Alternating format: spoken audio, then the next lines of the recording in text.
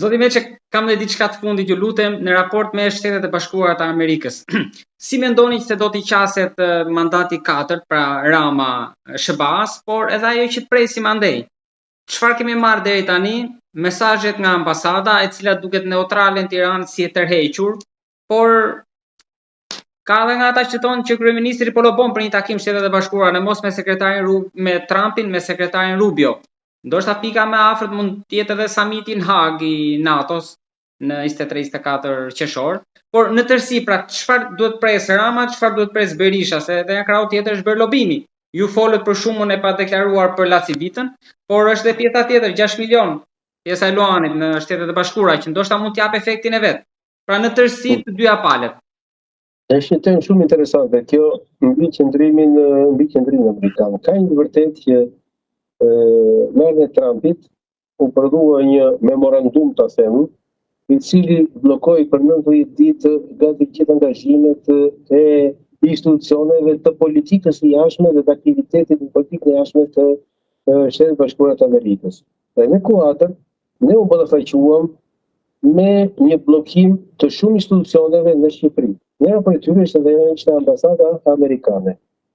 Dhe krahas ambasadës amerikane kemi një fshirje gati totale të programet të USAID-it, nëpërmjet mënyrës se si funksionojnë ato, por kohët e fundit të gjithë kanë filluar po në pjesën ndërmuese po reaktivizohen.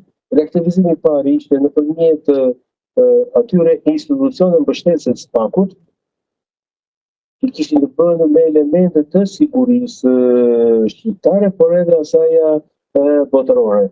Pra në fjalë kemi institucionet e partit, kemi këtë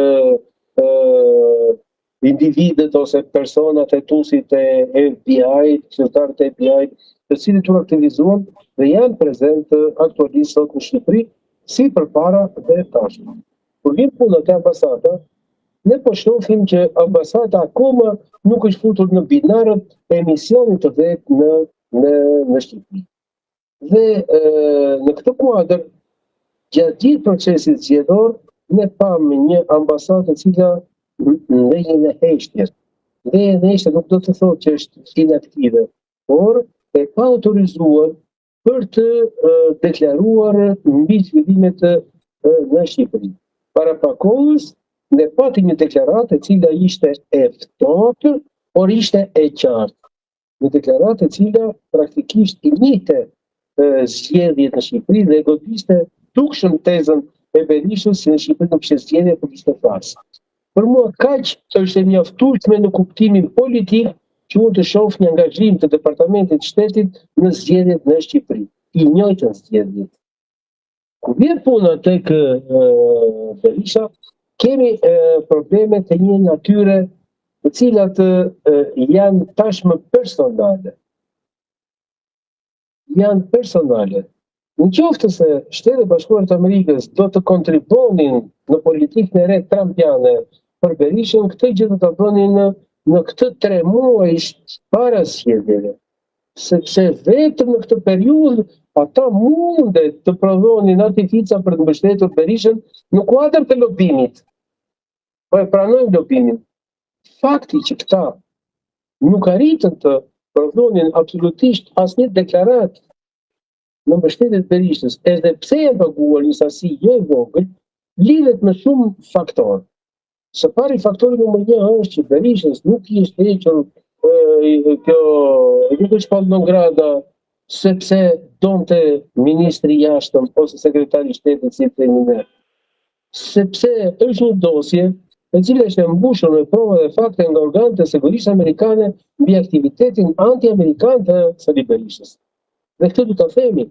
Dhe në qoftë se çështja vjen me një firmosje nga ministri aktual i jashtëm ose sekretari aktual i jashtëm, çështja është që ky ministër përpara se të vendos firmën duhet i paraqiten këto organe që kanë kërkuar dhe që kanë paraqitur Departamentin e Shtetit dhe Rrezikshmëri ndaj demokracisë dhe korrupsionit të lartë Sali Berishës, të sjellin dokumente të tjera që të vërtetojnë që provat që ta kanë prodhuar, dosje që ta kanë prodhuar, ishte një dosje politike.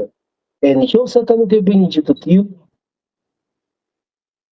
sekretari i shtetit nuk mund të firmos sepse menjëherë ballafaqohet përpara ligjit mbi përdorimin korruptiv të pushtetit.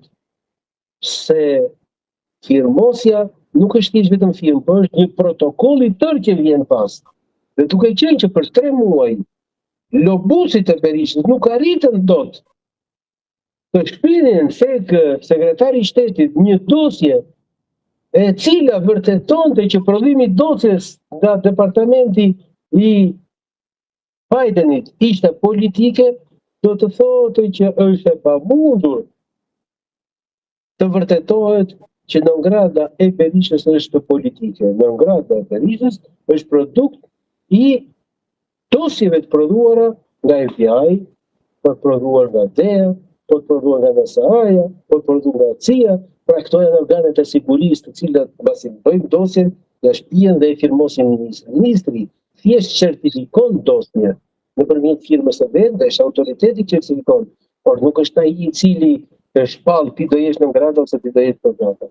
Dhe në këtë kuadër, tashmë kapitulli